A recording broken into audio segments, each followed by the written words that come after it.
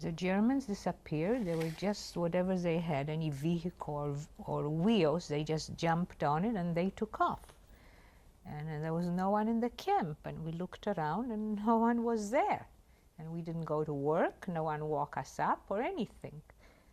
And I was sitting on my straw sack, and suddenly I heard all these voices and yelling and pounding. And I went outside and I saw the mob of women were storming the kitchen, you know, and they were just pounding on that kitchen and trying to open up, you know, the door, which they did open it up, and then they all went in and probably just ate whatever they could find. But I decided that I just wasn't going to do that because I was the youngest one, and I didn't see how much chance I was going to have in doing that.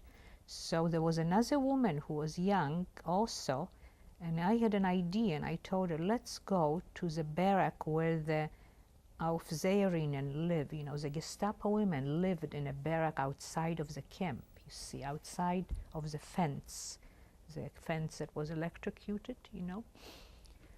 So we ran there very fast, and there was a guard there, and the guard was gone, and nobody was there. And we went inside, and we noticed this brown potatoes and meat on a hot plate, you know, and it was brown, it was wonderful, and we just ate it. We gobbled it up, and unfortunately there was no more food there, so we started looking around. We started opening up drawers, and we saw some dresses and stockings, and we started trying on things, and there was a mirror. Remember, I haven't seen my face in a mirror for a whole year almost. I couldn't recognize myself, if that was really me.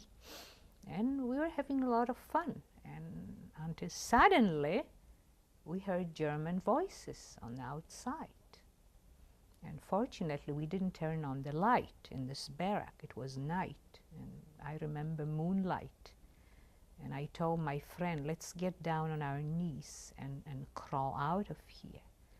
And we started crawling out of that barrack on the floor, and we heard the guns, and we saw the German we heard the German voices, and we saw the two soldiers that always stand guard, and they came back, you see.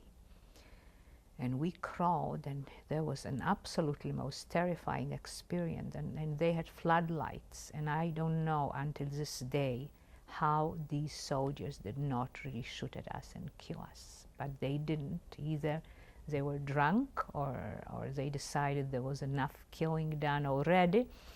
We kept on crawling and crawling and crawling until finally we reached the camp gate, and we crawled underneath the gate, and we were back there, and we were alive, and the Germans were back, and the Gestapo women were back, and everybody was back, yelling and shouting and everything. And we thought, well, that's it.